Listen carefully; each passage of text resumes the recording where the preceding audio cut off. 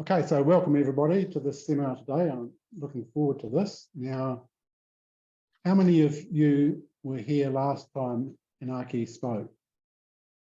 A couple of people can remember. Very good. You can't tell me what date it was. I think it was the 1st of October 2018, so a bit over 4 years ago, before COVID hit us. Okay, so again, welcome everybody. This seminar is about climate change and grapevine phenology. Now, I tend to, because we record grapevine phenology every week, my mind gets stuck on the track that phenology is to do with grapevine, but obviously it's a lot wider than that. And Inaki's responsible for a project in France, which is looking at a broad range of crops, but I'll just grab something here. I think you're probably all aware, I don't want to be telling you something you already know, but I probably will. Phenology is obviously a much wider than grapevines, it's much wider than crops. It's the definition of phenology according to the Wikipedia, which is phenology is a study of periodic plant and animal life cycle events and how these are influenced by seasonal and interannual variations in climate. So one of the things I love, and I've given a lecture to the MIT students a few times, is this. I haven't got up on a slide, but this guy here, these guys here, my great example of a biological event which has been influenced by the climate. Now, these bar-tailed godwits have got to be one of the most hardy birds on the planet. They fly 11,000 kilometres from Alaska to New Zealand, and in about a month or so they'll be heading back through the South China Sea back to Alaska. So they are a classic example of a phenological event which is being driven by climate. So we're going to hear quite a bit about climate change and grapevines, but I just wanted you to keep it in a much wider context. And these guys here, the dinosaurs, my 35-year-old son gave me this shirt. I think he thought it, and I'm not sure what the message was, but I just want to reassure you that there are some dinosaurs still alive, and I'm a classic example. And there's a few others here. I'm not looking at anyone in particular. So yeah, with that introduction, I shall introduce Inaki. Inaki, as I've said, was here 4 years ago, and he is the head of the agriclim unit in INRA in Avignon in France. His research activities cover several fields, including the evaluation and development of phenological process-based models for perennial and annual crops, the development of agronomic indicators in order to define strategies to adapt cropping systems to climate change, and the development of biophysical databases related to climate change. And he worked for the last 20 years. He's been involved in different projects to explore and define the impacts and adaptation strategies to climate change of the wine sector in France. So, Jean, would you just like to bring up his presentation? I will try to do my by myself. What? Yeah. No, this is Samba. Yeah, that's good.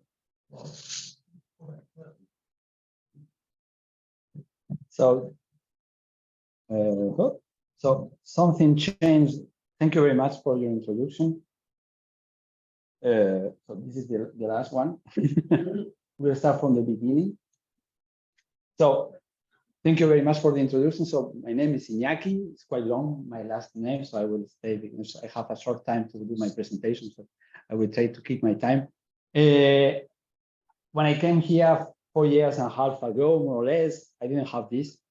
I didn't have so white hair, and many things changed, and you have seen most of them, and many things also happened in many situations. COVID was one of them. And well, the idea was to try to go a little bit further that I presented in the previous presentation. The previous presentation was a general overview about what are the impacts of climate change on grapes, on different crops. here that I will try to present to you is the work that we were developing for the last 10 years in a specific project that we were developing in France to try to adapt the wine sector to climate change and exploring the different strategies that we can develop. So these are the conclusion after this 10 years work. And of course, it's open to discussion, and if you have any question, and we can share with you the experience, but also what we discovered working on this, it will be a pleasure for me.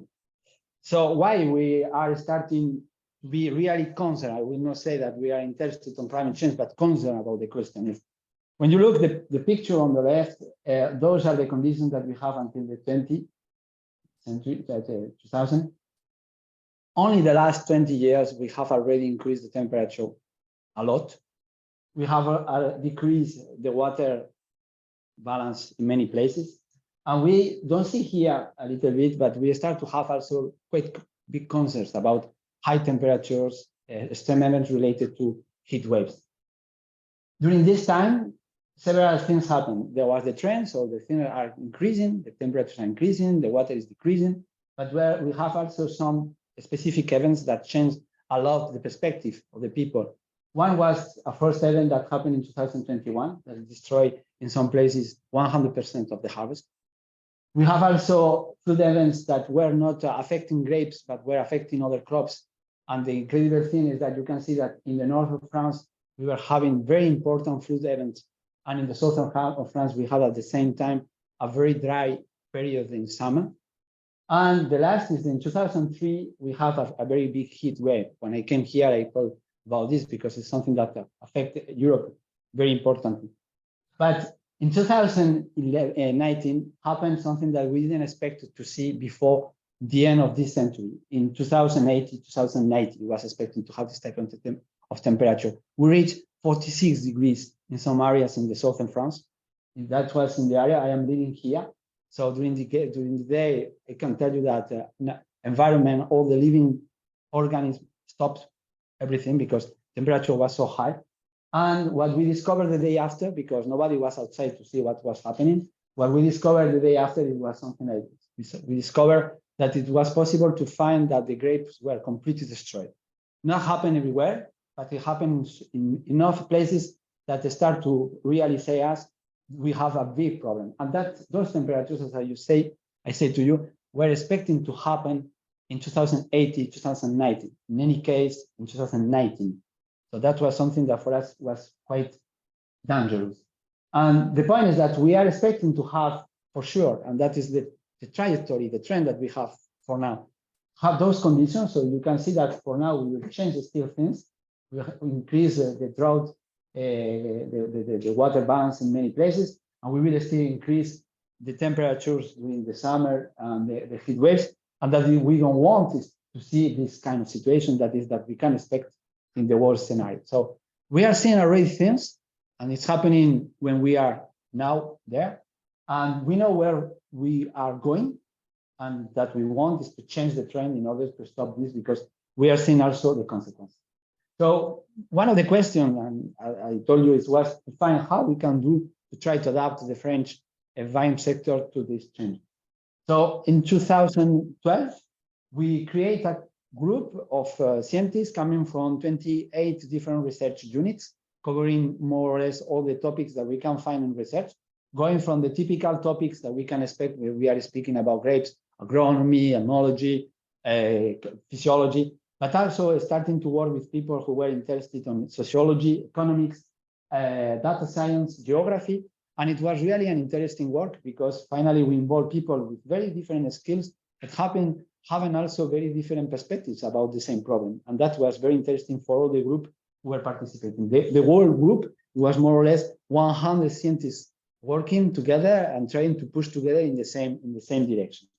So there were main ideas. I will not detail all of them, but it was to explore the impacts. So that was the first step. What we can expect in the future, what will happen, to build a disciplinary and multidisciplinary knowledge. So to try to put together all these people coming from different science divisions, co-design, integrate and resilient systems, and unify and structure the future French research directions. One of the problems that we have in our country is that there are many institutes working on the same topics, but with a specific direction. And the idea was to try to find one direction for everybody in order to push together. Because wine, as you know very well, in France is very, very important. It's not only because of, it's from a social point of view, but from a money economical point of view too. So it was to try to find the good solutions in this way. So when we tried to do the first analysis about what's happening, I show you what was happening with the temperature, with the rainfall, and those changes had specific consequences in some of the different things that we know. We knew, and something was said at the beginning, how phenology was changing. So those are the evolution of the harvest dates for the 70s, 60s. So we advanced in many vineyards between 10 to 30 days the harvest dates in the last 50 years. And more or less, we had exactly the same kind of trend for the different phenological stage of flowering, floration. In the northern areas, that can be more or less the type of latitude that we have here in New Zealand, we are seeing more or less 30 days of advance. In the southern areas, we are seeing more or less between 10 to 15 days. We start to see also an increase of the water stress, and this is something that we start to measure in many different places. We saw also that there was an increase of the yield, so that was something that we feel, but now we have measured and we saw that there is a real decrease, and some places they don't reach the amount of yield that they can produce, depending on the area where they are. We have a kind of limit, but we don't reach anymore this limit. Before, the problem was we don't have to go up or this limit. Now we don't reach this limit, so it starts to be a problem from an economical point of view. We also saw that there were big changes with the quality, and here I show you the evolution, increase of the alcohol degrees in one variety in Grenache, in one place, but it's the same everywhere. We were increasing for 1 degree every 10 years for the last 40 years. The place where I live, now many growers are managing harvest with 18 degrees of alcohol, potential 18 degrees of alcohol. That is being a very big issue when they try to make wine with this. And in parallel that we have this increase of alcohol, we have also a decrease, incredible decrease of acidity. And in some wines like cognac, where we need acidity, or in champagne, where we need acidity because it's one of the particularity, and also to keep those wines for a long time, is one of the main issues that we are having, how we keep this acidity in our wines. So, and in order to make a link, and also to the presentation of Amba, this is the evolution of the phenology that we found in one of the areas. So you can see that we have an advance that is being more or less constant for the last 20 years. And only to show you why we are seeing all those changes in the maturity is because here you can see, here is the variation and the harvest date average for 30 years in the past. So that you can see here, is that those are the temperatures that the berry was feeling on the field during the first 30 years. And this is the last years that we observe in the last 10 years. This is the variation, so you can see that it's earlier, and also this is the harvest. So everything is happening before, but earlier, but also the temperatures are higher. And the point is that this combination, that everything is happening before and the temperature are higher, allow us to show that in fact the comparison between the 70s and the 10s is that we increase for plus 4 degrees the average temperatures during the maturity period. And this increase of the temperature is more that we have listened about climate change. We are speaking about more or less plus 1 degree. However, when you move the phenology of the plants and you move the phenology of the animals of everything, you are changing the conditions where things are happening. And this is typically one of the things. Because of this change, we increase the temperature of the same process for plus 4 degrees. And this is the reason, because we have already those constants. We were observing also changes in different areas. So we had all the physical changes, but also some economical changes. We have seen that there are new vineyards that start to be developed in some areas. We start to discover that there are not only those problems with increase of temperature or decrease of rainfall, but also those problems about fire, for example, or new pests and diseases that are happening because the weather conditions during winter are better for those pests and they stay there where they were not there before because the cold temperatures were eliminating them. And as I told you, the extreme events that probably for most of the people working on impacts, and me one of them, when we were working on this for the 10, 15 years, we were more focused on the increase of the temperatures. What will be the consequence of this increase of the temperatures, something like very linear. And I forgot that there were those extreme events. And what is happening in the last 5, 6 years is that, okay, we have this evolution, but we have those extreme events that are affecting a lot the world production in many different ways, with those heat waves or frost or hail or many different things. So the first conclusion is that everything is already happening. Climate change is not something that we will see in the future, and it's already impacting the production, quality, changing in some places the image. There are vineyards in France that now, for the last 20 years, they are very happy with climate change because they increase the quality of their wines and they don't have any very big change every year. They have a kind of homogeneous production that is very interesting. In other situations, we have the opposite. And the point is that that is affecting the territories, the economy, and the people working. And when we have built a wine sector that is built and is being supported by the idea of terroir, it's quite difficult to maintain this when we have one of the components of the terroir that can change a lot, like its climate. So what are the possible adaptations that we were exploring? So the main framework that we were using can be proposed here. The first one is that when we are speaking that we are adapting to climate change, we have to adapt in 3 directions. The one is the trend that we can see here. So as I told you, that was the first step that we were doing. We were looking for the trend. The temperature are increased. The second, but it is not obvious to remember this, is that we don't have every year the same year. So when you are adapting something, you have to keep in mind that you have the annual variability. And the last, that it was not at all something that we were introducing in the work in the first years, it was how we take into account the extreme events. So for somebody who is looking to find a solution in 20 years, it's quite complex to find how to adapt to these 3 directions, because in some case, one solution that we will find for the trend could be not the best for an extreme event or for the multi-annual, interannual variability. The second framework is about what we are able to do. It is not only what we want to do, but what we are able to do. And then we can find these 3 kind of concepts. That is, the incremental adaptation is something that we can do on field. Most of you, every year, you see what are the situations and you are trying to manage the things in order to try to adjust and to adapt to the current year. So this is the incremental. We try to keep the same product. We can to keep the same wine, but we are doing small changes that don't change everything.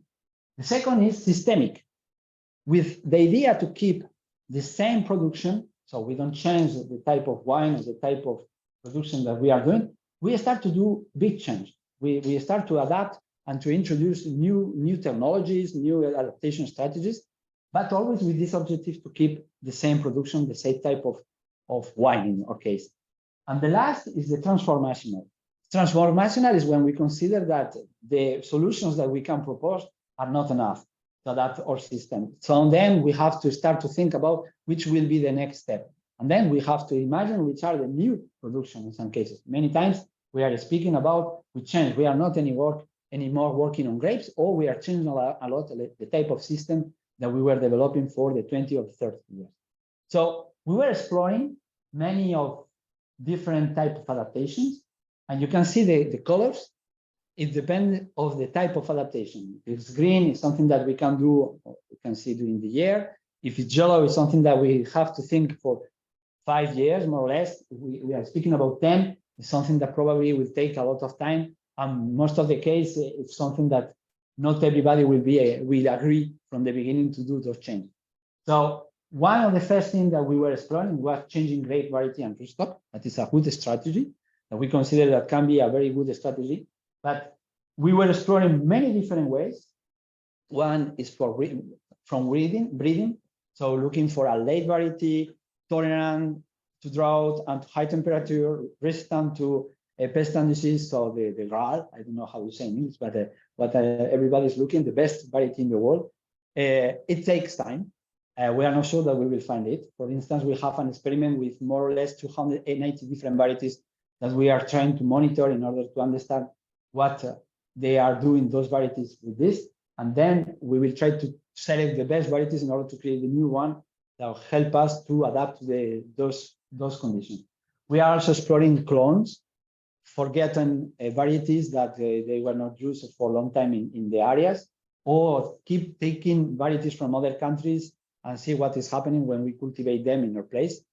As you can see, I put yellow because to create a new variety or to test it is more or less 10 years. And in some places where we are cultivating Pinot Noir, Chardonnay for the last 1,000 years, it's quite complicated to propose that we will change everything and we move to another variety. So it's something that we can do and we can explore because we have conservatories and collections. And this is one of the objectives to promote this kind of work. And also because I will speak later, now people can test those varieties on their plots. I will tell some words about this. Also, there was the point about the new viticultural practice. So we are exploring also pruning and canopy management. We are coming back to old solutions like the gobelet, we say? The gobelet, yeah. So that we completely eliminate in many places, and now we start to explore if it is interesting because this system can be better adapted to the situation where we don't have water. Soil management is being one of the main issues that we are exploring in the past years and last years, but it will be one of the focus for the next years. Agroforestry, digital farming, irrigation, that here it seems something very usual, very normal. For us, it's been a very, very big topic. I will not say issue, but big topic, because water is a big topic when we are trying to share it with many different other productions. And for instance, there are new strategies, but things are happening slowly. Technological innovations, I told something about this when I came back also. There were some things that we start to explore, mainly about, for example, yeast. And we found some yeast that we were able to produce less sugar with the same quantity, less alcohol with the same quantity of sugar. So that was interesting because we were balancing again the waste. Cooling control, but with a problem that, for example, now in northern France, it is not some years being a problem to keep the system of cooling working because we don't have or energy or it's too warm and the system are unbalanced compared with the temperatures that we have outside. So it is not only happening to the people working with wine, it's also people working with brewery, with beer, they are having some trouble with it. We start also to propose and we are exploring how to change, and at the same, we are trying to change the location of the vineyards. In some cases, people by themselves start already to explore new areas around their vineyard, so they didn't go far. In some cases, they start to explore in other places in the country. As I saw in Brittany, for example, we have a new vineyard that is starting. We have also in northern France, and we start to have a kind of group of people who try to organize by themselves in order to explore what is possible, which varieties, which type of wine, what are the strategies that they can use to develop this kind of system. So this is something that is happening, but we don't know if it will be something that it will be success in the future. We are changing a lot of institutions. And when we are speaking about policy and politics, it's something always very, very amazing because it's most of the times one of the things that it is quite far from our activity. We are working on research. We don't speak a lot with the people who are making the decisions or the law. And that was one of the biggest steps to try to push them to make the change that are necessary to allow the people to explore the new strategies. So there were big changes happening in the last 5 years. And that was good news, I can say, for many people who were trying to explore things, but they were out of the law because it was not in the rules that they were expecting. And also involving consumers. One of the things that we discovered during this project is that it's very complicated to keep and to evaluate what is the perception of the people about the wine that they want to drink and the wine that they would like to drink in the future, and which are the evolutions of this market. So this is thing that we try to keep this information on the project in order to propose a framework that take into account also about this information, not only what is our perspective, like scientists say the wine should be in this way. No, how the people would like to drink wine in the future. Most of the case, the young people who will be the future consumer. So the second conclusion was that there are many solutions, as you can see. And in most of the case, the work that we were doing, it was at local scale. We were trying not to find solutions at very national scale that finally we don't know who will use it. But it was the idea to try to push the people together at local scale to explore these topics and to say, okay, what we can do, what we are thinking that we are able to do. Because this perception of what I am able to do, it was in some cases most important than the list of solutions that we can propose. With a risk. And the risk is that with this list of things that the people can do, at the end, we can create a kind of artificial vineyard that is very far of the image that the people had at the beginning. And in fact, the idea was to try to build something that is coherent and at least in relationship with the perception that the people have about which are the vineyards that we want to have in the future. So that was also something that was playing a role about this perception that we have of terroir. So to do this, that we tried was to create a kind of big game with the growers in France. So a group of scientists, I was also in the group, we were imagining four futures. Four futures, one that it was very conservative, one that it was, the idea was we don't change anything, we try to keep the wine that we have, we try to keep the type of viticulture that we have today, and we don't take care about the problems, we will see what happens in the future. The second was innovative, so we take all the technology that we can and we put in order to help us to do the same wine that we have today.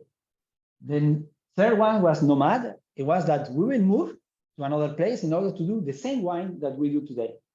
And the last one, it was a liberal one. It was we can do whatever we want.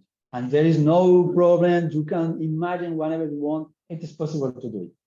So we went around France and we were visiting growers, but also people who are working at the level, for example, plant and food or New Zealand wine growers, the structures that they are managing, also some work on viticulture.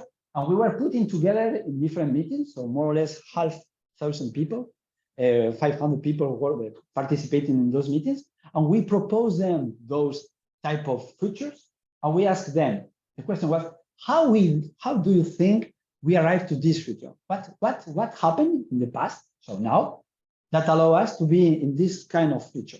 And the people were imagining the things that can happen. And doing this exercise, the people proposed us, they told us what they don't want to do, what they don't want to find in the future. They don't want to be in the conservative or in the nomad. And you can see that 73% of the people participating in the meeting say, okay, we would like to be in a kind of innovative viticulture. So try different strategies that we propose, but keeping the idea that we want to have something very conservative. So to try to keep the French wines, how we can do this. So the idea was to try to find the solution of this. And we propose 2,650 different solutions. So people has a lot of imagination, more than us, of course, that is very good. But imagine that with all of this, it is very interesting because you can start to really explore what it is possible. So I have some of this document here in English. We did the translation. So I can give you, if you want to check it and see what happened in this. What happened with all of this? But that was the opportunity to start to do new things, not only list of things that we have to do, but also to start to work with people and to try to do something for the future. So the first thing was activities about sharing observation and local experiments.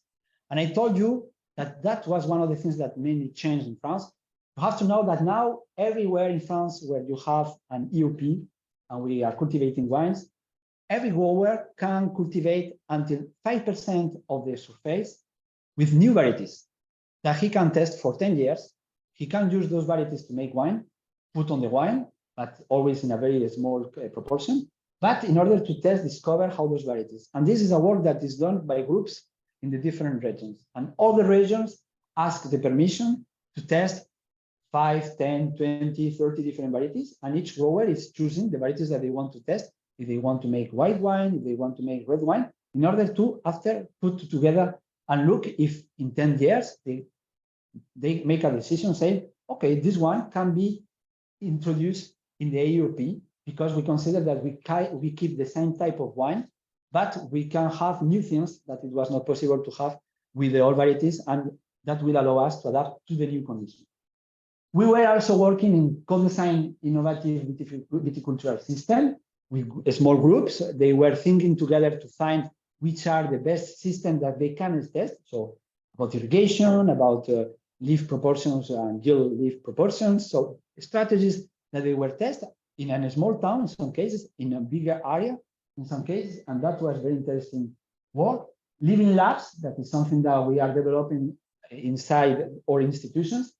Platform that allow, and this is a platform that you can consult, and there are people introducing information about the experiments, the work that they are doing.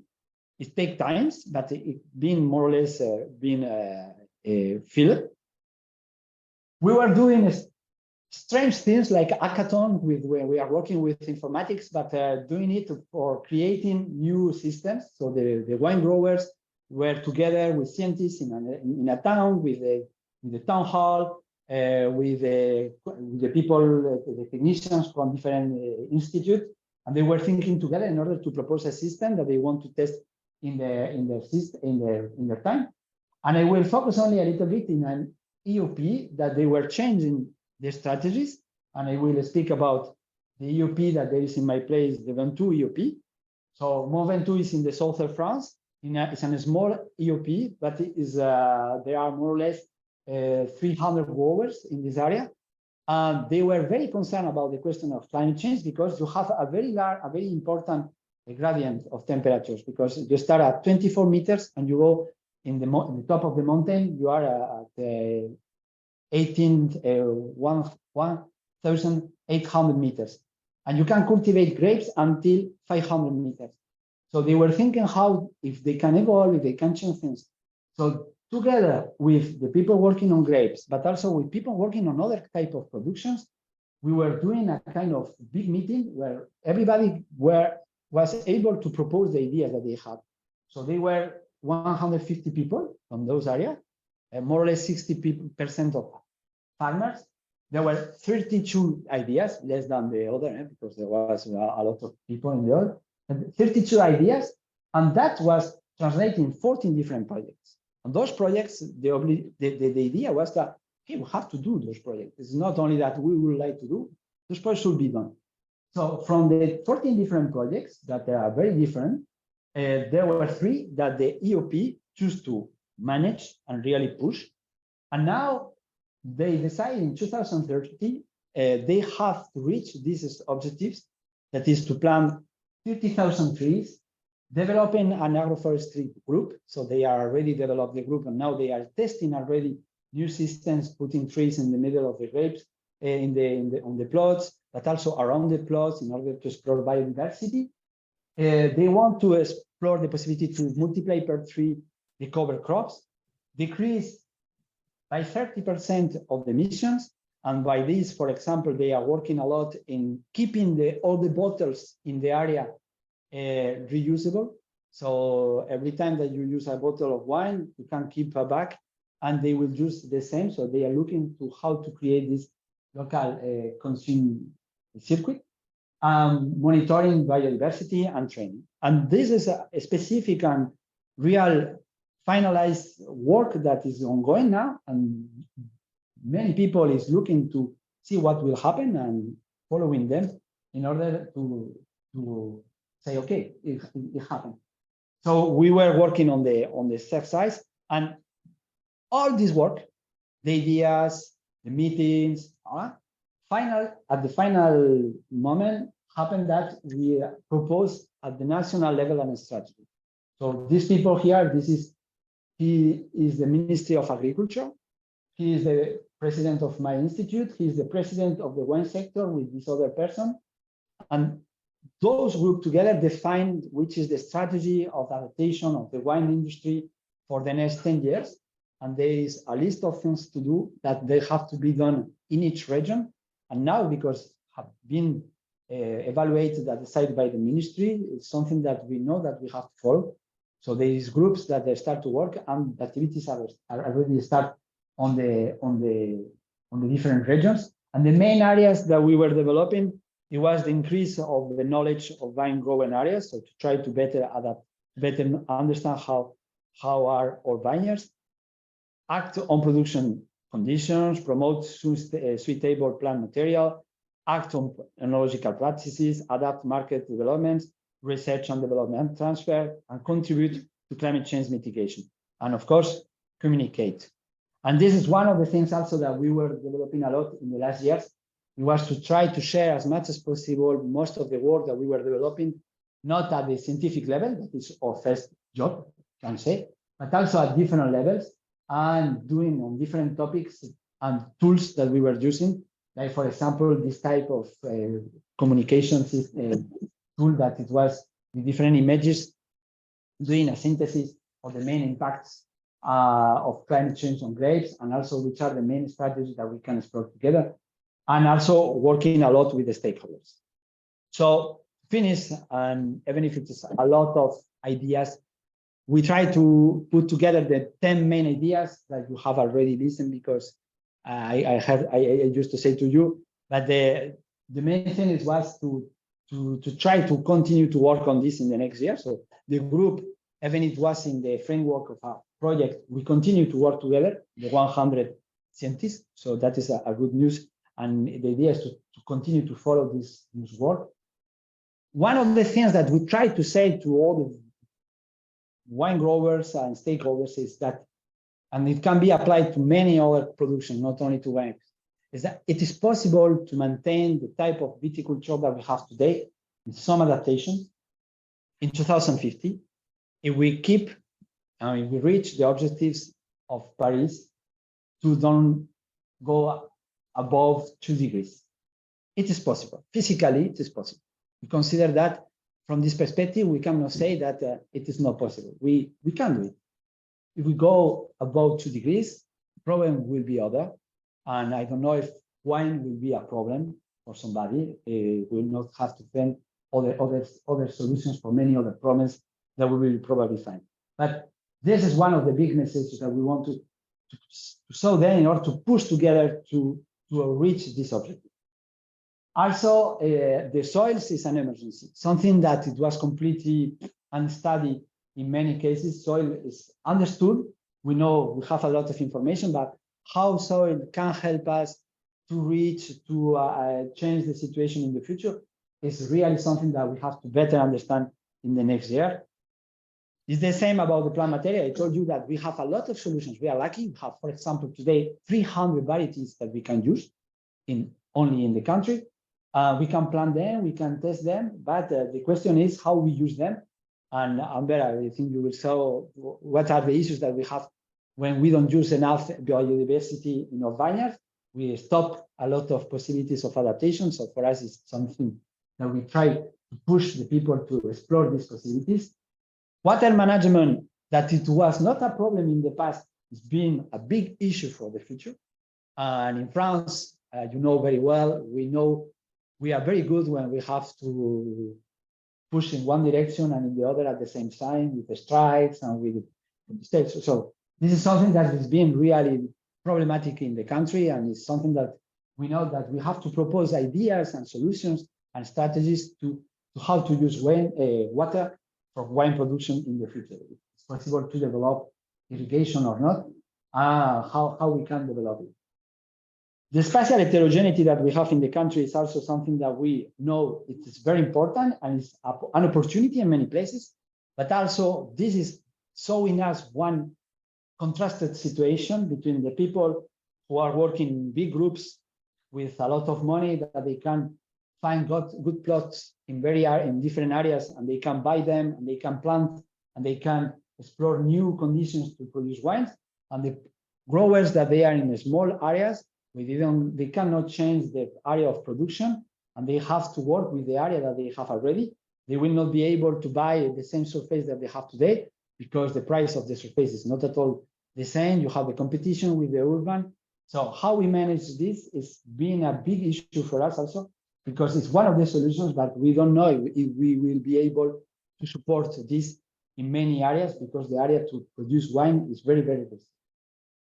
We can also explore the strategies that I showed you about winemaking, and also will ask us to explore what people accept when we are speaking about winemaking. There are things like extracting sugar or alcohol or putting acidity, or those type of strategies are still forbidden in most of the AOPs.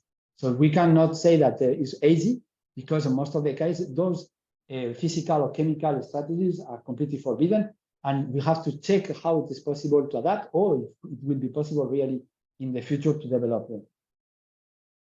Thank you. I told you about the consumers. One of the points that is changing is that the insurance market is changing completely in France, because the last years having risk changed completely the perception that we can lose everything. And I don't know how it's in New Zealand, but I think it's the same that we have in France. But we don't speak about a farmer, we speak about a wine grower. It means that he's only working with one crop, sometimes with a couple of varieties. When there is a damage, there is a damage. There's not a second crop or another strategy or another alternative that he can use. And this is something that the diversification, the insurance market, is changing a lot. And this is one of the things that we are really focused to understand how it will change in the next years. And the last, but not at all the least, and it is quite incredible for us, is that the wine industry must contribute to climate change mitigation. And the amazing thing is that the mitigation is something that in research arrived some years ago, 3-4 years ago. We were speaking a lot, but we were more focused on adaptation. We were not speaking about mitigation. And now we are more focused on mitigation. And one of the interesting things is that most of the wine growers, they are already exploring the two strategies at the same time. Adaptation with mitigation, knowing that you can develop that we call maladaptation. I mean, strategies that you consider that will help you to adapt to something, but in 10 years, you will discover that you increase your emissions by 50% because you were developing some strategies that were not completely safe in this way. And this is something that the wine growers are asking us for a lot of information that we don't have, because we start only in the 5-6 years to try to understand how those adaptation strategies play or not play a role in the mitigation. So this is a big, big work for us in the future. And in the last point, of course, is how to combine everything. And that is that we are working at local level, as I told you, is the only strategy that we found. We can have very large frameworks at the national level, but at the end that we know is that the scale where we can apply things is a local scale, and is there where we can discuss, create, imagine, which is the viticulture that we will have for tomorrow. So thank you very much for your attention, and I hope it was not too long.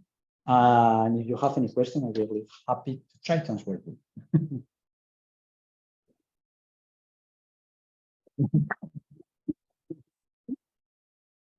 Well, maybe it was not good, so No? yeah. You see loads of talk about genetic manipulation as an approach to mitigate some of the issues, overcome some of the challenges. Why? When you are speaking genetic modification, GMO or breeding? Sorry? GMO or you are speaking about breeding? Because for us, it's not the same. Both. Okay, GMO is very easy. We don't, it's forbidden. So it's quite, Lots. yeah, okay. But at least for us, it's something that we are not exploring at all. We are working with that we have, is that with the different species that we have. The Vitis vinifera is one, but we have all the other Vitis. So breeding is something that we are trying to explore. We are not trying to explore as much the new varieties like a carbon storage system for mitigation. Those are topics that are explored in other crops, but not with grapes. at this moment. At this moment, the two main programs that we are developing is plant diseases. This is one of them, that now we have new varieties that we can cultivate in all the areas, having good resistance to some disease like mildew and botrytis. And the second strategy today is to better understand the difference that we have found between varieties about drought and heat shock. Those are the main strategies that we are developing today.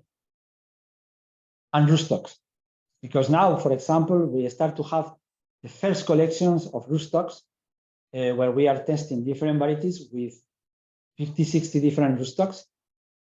This question can be explored by scientists, but it's not the main strategy to say, okay, we will keep grapes like a strategy to carbon storage. That is more focused for example, pastures or, for example, forest. You talked about a platform for the growers' results. How does that work? How it does work? It works that people can upload and download information of the different work that they are doing in the different regions. So there is a group of people who is working in order to how do you say, to manage the information, to try to communicate about the different areas and regions about this topic. And well, the difficulty is that many times there is a lot of work that is done, many different groups in different regions about the same topic. And the point is that we never have information in a place where we can consult, evaluate if it was interesting or not to explore this. So this is one of the ideas of BNEAS. It was to try to create a space where scientific people from the institutes, we can put the result of a project in order to communicate about, because it is very obscure, it's very dark for many people what we are doing. So well, in order to be transparent about what we are doing, and at the same time to allow also people who are working in a vineyard, in a technical group, to share their documents and to put all together in the same website. I guess the question then comes, how willing are people to share information from the commercially sensitive? But for us, it's not really a big issue, because most of the questions, I never seen something that was really considered like commercially a problem. You have to understand that in France, because of the structure we have of research, I am working in an institute that everything is public research. So everything that I work, that everything I do should be open. There is only some cases where I have some limits to publish my research, but in our areas never happened. So everything should be open, but not open only for French people. It should be open for everybody. You look in the websites, you should find everything that we are doing. We have two other levels that is more development that we can, and those institutes and their agricultural chambers that are in the different departments, the same topic. They are paid by public fundings. So all the work that they do should be public. Problem that we have is that not all the structures have the infrastructure to share the community and communicate about the work that they do. So one of the ideas is to put it together. But from my perspective, from my knowledge, and I am working on this for the 20 last years, no one data that we produce has been considered like phenological data is completely open. Variety information is open. So there are very, very small things that are really, when we have new varieties, for example, that is not happening for grapes, because grape varieties are created by a public funding association between INRAE and French Institute of Viticulture. All of this is public. When we are speaking about fruits, there you have breeders. It is true that there are some of those information that the breeders keep them like it's something that is property, private property, but not for all the other things, not at all. You mentioned that a 2-degree warming by 2050, you thought the industry can handle. And you also talked about a 4-degree temperature difference in the development stage. So that 4-degree difference has taken place with what increase of warming? No, those 4 degrees already happened, Yeah, I know, but and we will climate continue. warming has taken place. Yeah. It will continue. That we know. So what sort of increase in the temperature over the maturity period do you anticipate? Do you have a 3-degree? For the 50s, we are expecting to increase still for a couple of degrees. Yeah, but a couple of degrees in average temperature. Yeah. But No, a couple of degrees of the period in the maturity period. So we know that we will increase. so it might be 6 degrees. Yeah, for the 70s situation means that, for instance, already those 4 degrees, we have already seen how it were happening, and now we know how we can manage. In some areas, not a problem. When you start for 10 and you reach 16, many areas it's not a problem. Problem is when you are at 21 and you reach 27, then they have a problem. In the southern areas, we know that the changes will be higher and more important and with biggest challenge than in the northern areas. In the northern areas, we know that in most of the case, the situation can be still beneficial in the next years. But in the southern areas, no, we know. One of the biggest issues that we have today is not this trend that we have already measured and we know more or less what will happen, is the number of extreme events that we will have in the future. And this is something that we cannot evaluate. And what is happening in the last 5 years is that in 1 year, we can have frost event, hail, drought, heat wave in the same place. And that is something that when you try to manage, it's quite complicated. So this is the big issue. But the trend, for instance, we know that what we know, it is possible to manage. Yeah. You mentioned changes in temperature and diseases and pests. Are there, in this group of approximately 100 researchers, are there any people looking at the effect of changing temperatures on expression of trunk disease? Yes, there is people from pest and disease. No, there is people working on trunk diseases about this, and there is a big program in France that the name is the National Plan about Trunk Disease, that is very well supported by the ministry for the last 5 years. Climate change was one of the topics that it was included on the type of projects that the people were exploring. I cannot tell you what they have found exactly about trunk disease. I know that there are many concerns because we know it's happening also for other species that when we have drought events or heat waves, the plant is more fragile. How do you say? Fragile. Fragile, yeah. So finally, those trunk diseases are being having a bigger effect that you have in better conditions. So this is something that we have already observed. Because there is a trunk disease water stress interaction. Yes. Over to you, Amber. Today we're going to focus on flowering, one of the key phenological stages. When I came back from France in 2008, I'd already been used to having data, phenology data, starting in the 1950s and the 1960s, to start looking at some of these trends, which I hope if the slides work, I'll be able to show to you. At that time, thanks to the work of the team at Plant and Food, Vicky, Rob, the other team members, and the industry, Vinefix is underway. Now we have quite a good database in New Zealand to start understanding the impacts of climate change on all our phenological stages, including the focus of today's talk, flowering. You might need to run with that presentation. Okay, we're going to run with it this way, but that's all right. We're used to improvising, particularly after teaching through COVID times too. I've just got to stop moving away from the camera, right? So I came back thinking about phenology being the canary in the coal mine.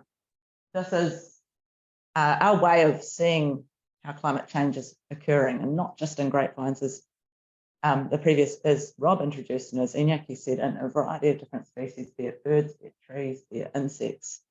we're seeing great changes occur, and we can start tracking it with these wonderful historical records, and temperature being a key driver of phenology. When I also came back, just of an aside, Mike Trott, PhD supervisor at the time, said, well, that's all great. We're going to do some predictions, some modelling, but hey, how about we manipulate that timing? Can we shift post-flowering some of those phenological stages through canopy manipulation, for example, a key one that some of you have probably heard me talk about.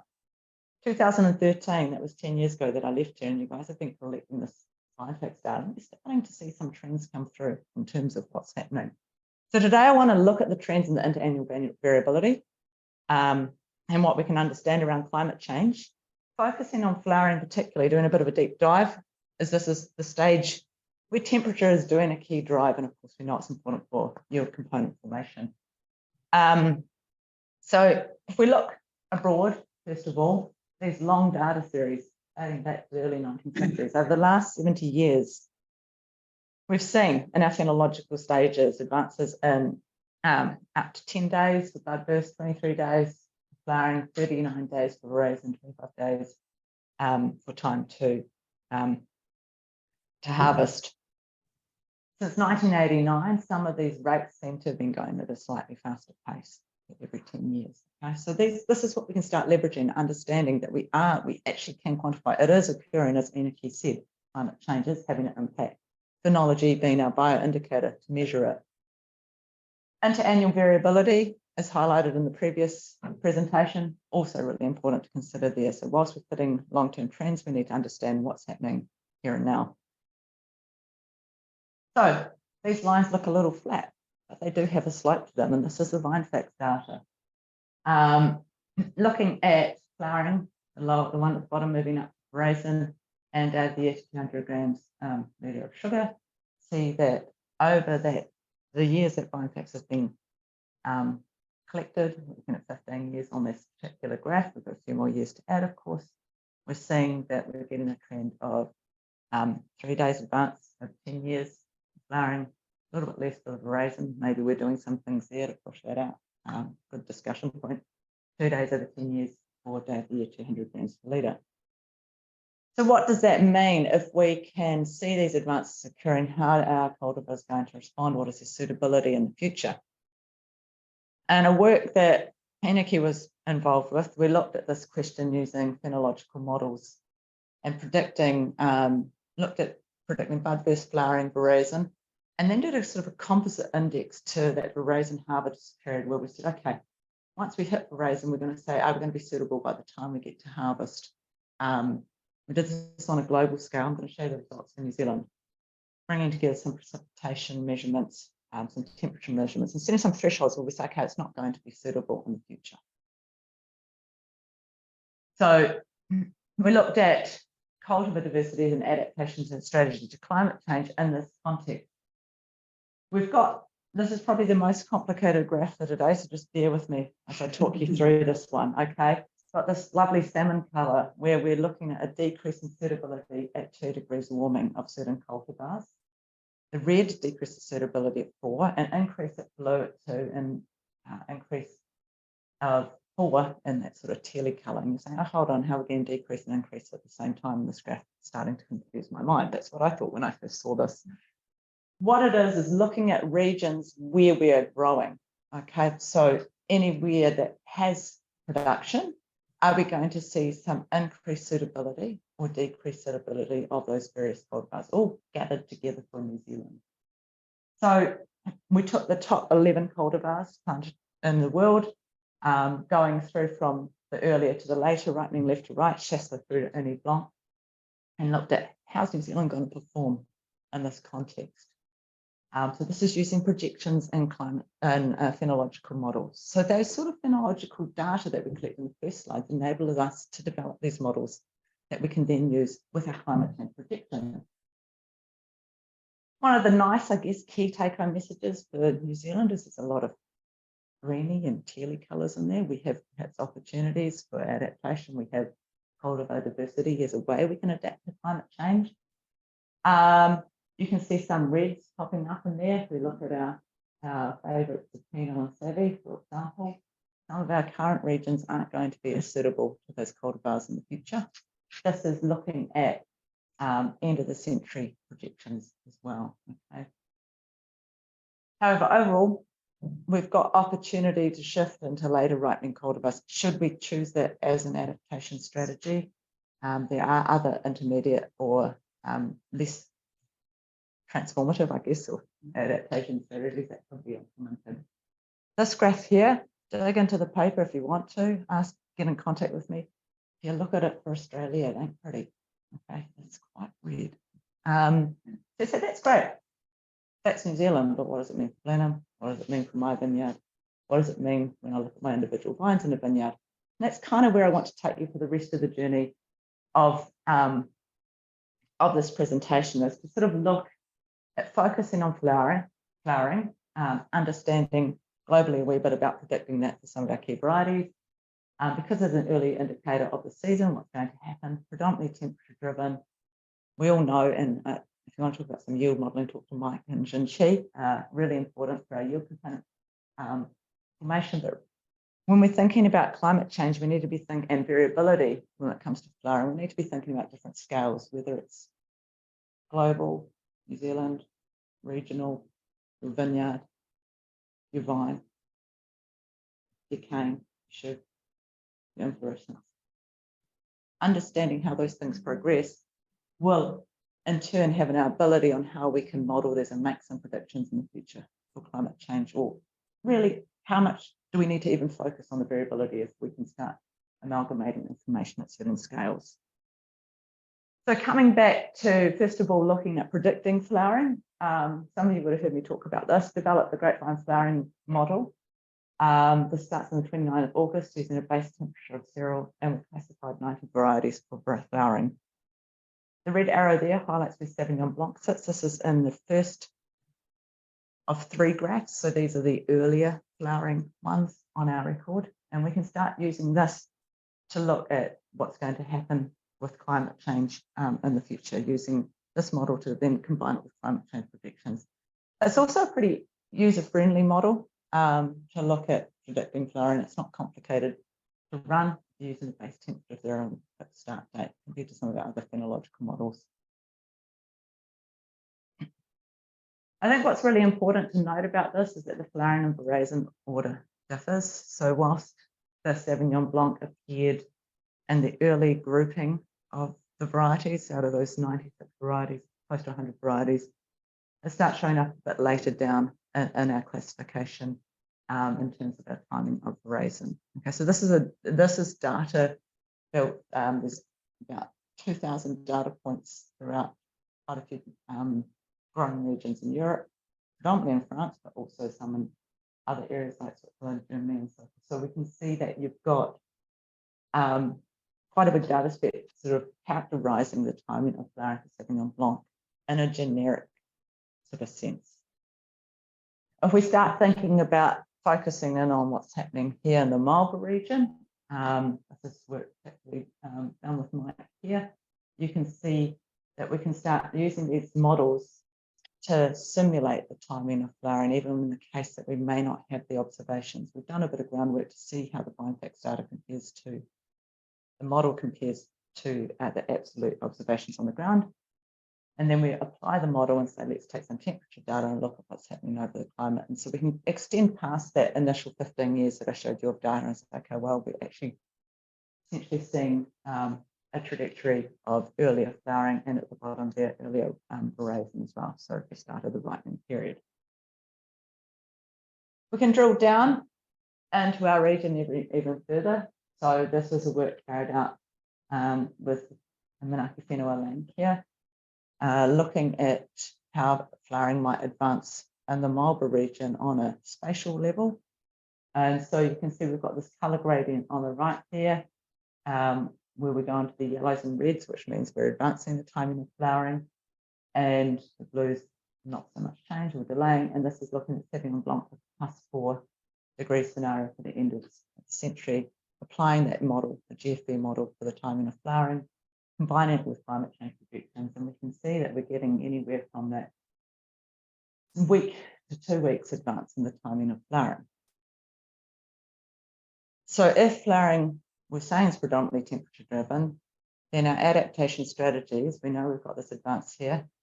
Can we apply some to sort of counterbalance that 2-week advance in flowering, or do we need to also look at other adaptations in terms of where we go from there in terms of wine style? I'm not here to advocate any way in terms of the adaptation. I think there's some really nice work you've been presented before in terms of different ways adaptation can occur. Just really mindful to think about if we can also mitigate, then we're also in a better position to sort of not be so concerned about some of these advances that could occur. If we talk about cascading to the later stages, probably the second most technical graph in the presentation. I know it's probably getting towards the end of the day.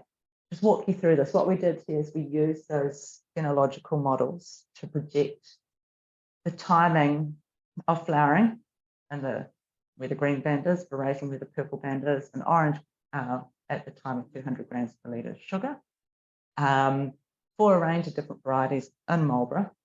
And we said that green band's kind of when we expect flowering to occur at the moment. Okay, so anything in the projections, if I can sim that space, maybe we're happy. We don't really need to worry about adaptation. Same with the purple band, same with the yellow band.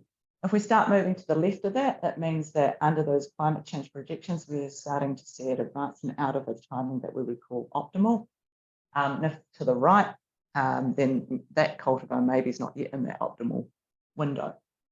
So we've got a range of the different climate change scenarios. So for each, so if we take Sauvignon Blanc at the bottom, the yellow little box going up to the red, the yellow's business as usual, current conditions, and the red's under that 4 degrees by the end of the century. So the worst kind of projected scenario. So you can see immediately Sauvignon Blanc's packed out, as you saw from the previous slide, it's normal timing. The other varieties aren't looking too fantastic for flowering, but as we move into Verazon, you can see that we start seeing, for example, Grenache shifting to be at that optimal purple timing. If we're looking at some of those worst case scenarios around climate change effects. And the Sauvignon Blanc, almost 3 of the different scenarios. There are 2 of the scenarios in the future in our current day are lining up with the purple, the rest are outside of our current timing. So it's a question of whether or not we want to still aim to be at that current timing or whether we manage things if things are moving forwards as well. The other point on this figure is you can see as we go out, those bands stretch out, there's more variation in what we're getting there. Okay, so that's something to keep watching as we go through with time, with more data and with more projection, how that's going to play out. If we now drill down into the VineFacts data, we're looking at the Oyster Bay data set from VineFacts and look at how the model performs and how against the observations versus predictions. Green, light green's our predicted flowering, dark green's our observed, for example. It works pretty well in most seasons in terms of using that to work out timing of flowering, therefore we can use it for climate change predictions. Verazon, not too bad. We start kicking out a wee bit when we hit our sugar concentrations. We know there's more factors affecting that later on past the flowering stage. And this is one example of how we looked at explaining this, is that as you know, the duration from 8 to 20 bricks, 20.7 bricks, that period from Verazon through to harvest. As we increase yield, we can see that we're extending that. So there are ways that can represent a mitigation technique, but also being mindful that interannual variability is going to play into how this pans out in a climate change context.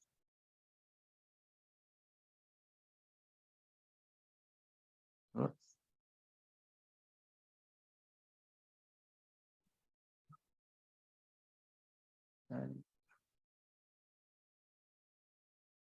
So we've gone from global to regional to vineyard, but what about flowering variability within a vine?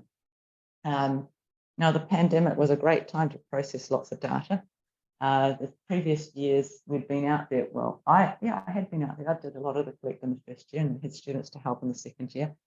Collected data on flowering, number of inflorescences and flowering progression at a vine level. Because one of the things we're interested in, particularly around understanding of yield, of course, is can we make some predictions as to how different bunches or different vines proceed through that flowering period, and then look at how that might be integrated into our yield prediction. You look at it, scale it back up in the climate change context. If we get an understanding of that, then we can start thinking about how we might be able to make some predictions going forward. This is just going to demonstrate to you this last part of the presentation, a wee snapshot of a piece of work where we decided to look at flowering variability within a vine. And this was on 4 cane prune Sauvignon Blanc vines in the Lincoln University vineyard. And we had upper and lower canes. We looked at the apical versus the basal bunches on the shoots. And we looked at the node insertion points along the shoot as well, and also along the cane node position along the cane. So, well, are we seeing any key trends going on in terms of the timing of flowering? We often just go, okay, let's just see 50% flowering, but what is actually happening? Can we make some kind of predictions or general understanding of patterns? So we didn't manipulate the crop, we just worked with what was there. I worked with a statistician whose skill set's way above mine with statistics, so don't worry about it, we can deal with really unbalanced data sets. And selected 9 vines in the first year, in which there was 89 inflorescences which had usable data from, and we took photos of the inflorescences. So we were like, rather than just going out and scoring, we actually took photos and took them back and assessed flowering progression on the individual inflorescences. Second year, smaller data set to try and just do a bit of a confirmation, affirmation of what we found. So this is how it went. We went out into the row and put a little background card that had a scale on it, contrasted, I think was just to contrast with the bunch, a little QR code so we could easily document it. Took a photo, did this throughout flowering, did this 4 or 5 times on all those inflorescences, and lots of squats tucking under and under the vines to get to the flowers. Now, I'm not advocating that we go out there and all go out there and take these cards. It's a tool, it's a technique to understand this flowering variability. Took those images, brought them into the lab at the computer, and went through and manually marked open and closed flowers on the inflorescences, and then generated an image where we remove the photo and then do a count of the proportion of open and closed flowers. Now, you guys in industry are never going to do that, right? And that's why we do this in research, to help try and answer some of these questions and also say, well, I think I know what my variability is, but let's do some quantification of what that variability is. I'd like to at this stage acknowledge Sam and Anne, the 2 students that actually did all the dot work, and one of them was in France doing it during lockdown, a remote internship, so research can continue in those conditions. The first question we did was look at the number of inflorescences. So shoot position from the head of the vine. Go back a slide. We monitored the 1st, the 3rd, the 5th, and the 7th shoot along the cane, and they were prone to 10 nodes. When there was a shoot missing, we bumped it out and we accounted for that in the data, but we ended up deciding just to process as 1, 3, and 5 positions. So if you look at the shoot position along the cane, you've got the light grey, there's 0 inflorescences, in the middle grey, there's 1, and the dark colour, there's 2 shoots. So you can see as we've gone along the vine, from the head of the vine to the middle of the cane, we've had a trend in terms of having more inflorescences. When we looked at counting the number of flowers per inflorescence, we also looked at our apical and basal canes, and we've got 2 different seasons here. I really like to focus on the first 4 data points because there was more data. So you can see in the next 4 it's quite stretched. We had a replicate, we just did stuff to affirm, and you can see you need more data basically to get your trends coming out through there. So we have the lower cane and the upper cane, and we have the basal and apical. And generally we were seeing on a cane that you have more basal, more flowers on your basal inflorescence than you do on your apical inflorescence. Now, you might think you know that anecdotally in the field, we've counted it. There's the numbers to help support that trend. This one's so the really interesting one, when you start looking at the individual inflorescences in terms of the average flowering time. So every single inflorescence has a 50% flowering time and looking at how that progresses and looking at the predictability, like, so that's actually confidence interval around that mean value of the timing of flowering. The spread that you get over the season is quite, it's probably the key take home. December 4th to December 22nd in the first year, December 16th to January the 3rd. Now it's a little bit later than what you guys have in Marlborough. Which really signaled to us two things. One, and the stats supported it, that season being the key driver. So all our assumptions around temperature predictions work really well if that's one of the key things driving what's going on there. But the variability by inflorescence was really key, more so than position of cane, influence position, or variation among vines or shoots. Actually, what each individual inflorescence on those 9 vines was doing was more important than trying to sort of make a story, I guess, about at a vine level, which that came to us as a wee bit of a surprise. That is where that high level of variability was coming from. When we looked at the node insertion point upper shoot, so where that inflorescence sat on the shoot, so you've got your cane, and then is it at the first leaf node, the second, third, fourth, fifth node. We found that that improved our model. So there's evidence that node insertion point does have an effect, but statistically, and when you look at that graph, you're not seeing a lot of differences between, say, if you're looking at basal inflorescences B2, node insertion point 2 versus 3, 4, or 5. Maybe there's a little bit of a difference with B2, but I'd be pushed to say that. And likewise, if you look at apical positions 4 and 5. And you say, okay, where's 2, 3? Of course, if you've got a basal 2 and a basal 3, then you're going to have an apical at position 4 or 5. So that's why we've got no B2s and 3s on the graph. So in conclusion from this piece of work, I guess we went into it thinking that we would find some systematic trends that we could attribute to shoot position, node position, or vine differences, but really what it told us at season, and actually just the individual inflorescence on its own trajectory, is driving a lot of the variability that we see. So in conclusion, as I said, this was a snapshot going from large scale down to fine scale for flowering. Advances in flowering occur in long-term implications for adaptation.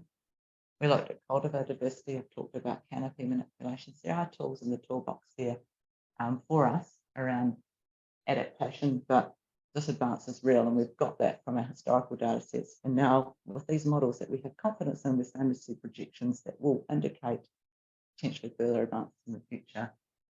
Understanding flowering needs to occur on different scales, depending on what you're trying to get out of your question or who you're trying to serve with it.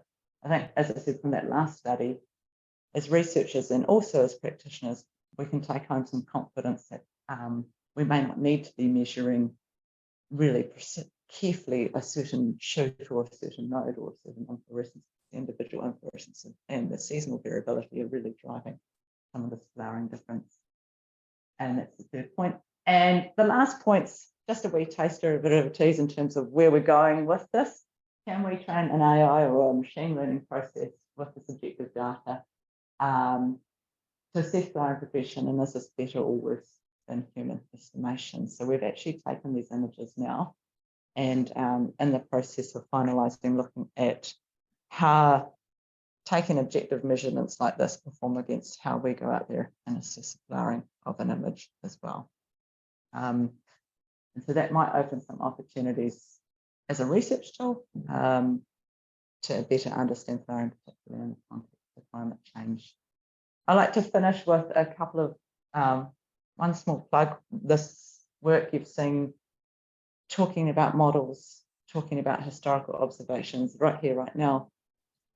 There's a research program led by Julian where they are going out, Julian Theobald at Plant Food, going out and putting frames in the vineyard to generate heating around the vines, so trying to increase the temperature in that sort of 1 to 2 degree range, and seeing if we actually can, you're seeing if you can mimic some of these advances in real time in the field right now.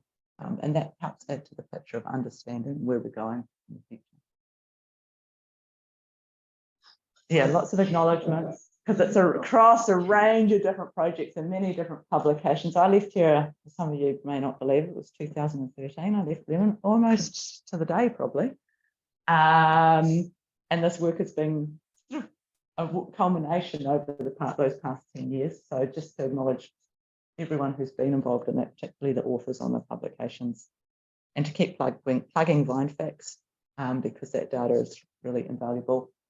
And there's some of the references there. Thank you.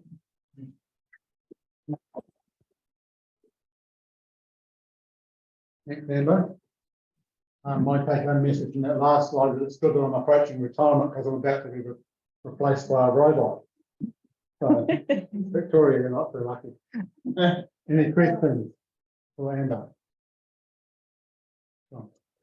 Just your comment here as well. My observational data over 35 years would say we've advanced much more than what you were showing on those slides. I mean, days, weeks. I don't think I'm doing it. You're probably not. I wouldn't at all query or question a practitioner's knowledge of their what's happening in their field, because you're the one out there every day. I guess it's the data that we have that we work with. And so what I presented might be for the region, and that's why it's really important, those different sales that I talked about, region and then individual vineyards, might be on the conservative advance given its particular climate environment. So yeah, take heed if you hear John saying that. You record it. And yeah, no, it's observation. But you've got your spray diaries, right? Yeah, so I have done a wee bit of work with spray diaries, and in years where it's cool, it's quite hard to get that 50% kind of decided, but if you have enough data, we can use it to do some projections from that. So that would probably be a way of tapping into that. I'd be really interested to hear also, and I think other people in the room, about that. We've got this amazing VineFacts data set, but if there's people seeing greater advances, let's get that information out there. Information is power.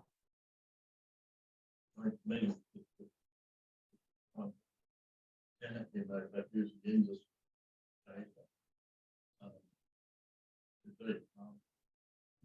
And I don't know whether sustainable wine interrogate all the spray diet for the last 20 years and find out when And I think we can do a little bit of background work, say with like the Oyster Bay data sets, okay, how well, if we use a spray diary versus a 50% value, you know, do a bit of understanding variability in that space, and then go, okay, we can be confident to move forward with spray diary data quite easily from there. Keep looking at Rob.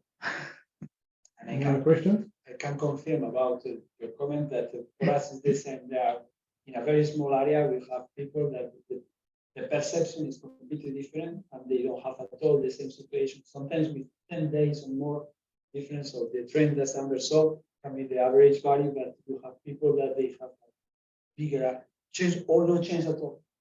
And it is not because they don't have change, nothing happening. No, there are reasons. I guess a question of both you, Inaki and Amber, to what extent does that increase in soluble solids at harvest and the like reflect their ability to keep fruit on the line longer because you've got better quantity? Can you repeat? Have we done Well, I don't know. I mean, basically, Holding out fruit longer because it's cleaner. it? So how much does the ripening data reflect better practices in terms of pest and disease management, so that you can actually hold your fruit out? Don't know. No. Sorry? Spending money on the Doing a great job. Because you're allowing massive increases in fruit production in over a short period, say 15 years, average crop level, and your data shows that Right. one kilo per plant gives a 6 days increase Mm. in the season to get the same rate. I can. I actually think that we're still in opposite right now. We've moved from 10 to what, 17 ton per hectare? Short time. I think you have to be a bit careful. I mean, some of the. Have the same than you now. Modern thing. And that will be unaffected by them. I can show you What's something. that, Mike? If we model the data, we get 200 grams. per Mm. litre, that's going to be different. Yeah. You know, And that's why this, we sort of highlight the utility of both, but also being aware of those limits is important. Yeah, it's only to show you the interest of those data as Andre is proposing you. It's those lines that you can see here, or the database done by the technical staff for the 60s, where they monitor every year the harvest, the quality, in fact. So those are the data we propose for only one variety, but we have all the data for all the varieties cultivated there. And the range that you see is because they are following more or less in some periods 300 different plots in the area. So we have the variability, so you have all the type of viticulture that you can imagine. And this data, I saw only you the trend that is some very, very consistent trends, but we were able also to put together those trends with the evolution of climate conditions. And that helped us to better understand why we have some changes. And one of the changes that we observe here about the decrease of the berry weight is related to the climatic conditions and the rainfall pattern at the moment when we have between flowering and variation completely changed in the last 30 years, 40 years. And that allows us now to better understand which is the strategy that we can use to try to counterbalance this kind of thing. But those data, without those data, and those data is private data because all the plots are private vineyards, but the data now are completely public, and that helps us to do this kind of work that is also to help you to do what you want to do. So it is very important. Okay, any further questions? If not, we'll just thank the speakers again. I think it's been very informative, and thank you very much, Inaki, for your presentation. That was, yeah, just great, and we hope to see you back here Let's without another two. I have been careful. Yeah, hopefully without any more pandemics to get in the way. Okay, thank you.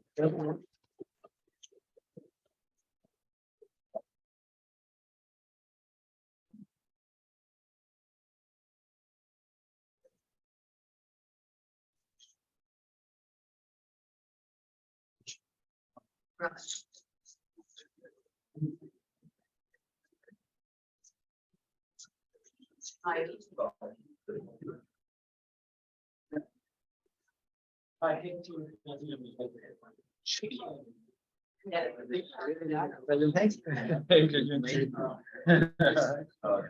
But you know what?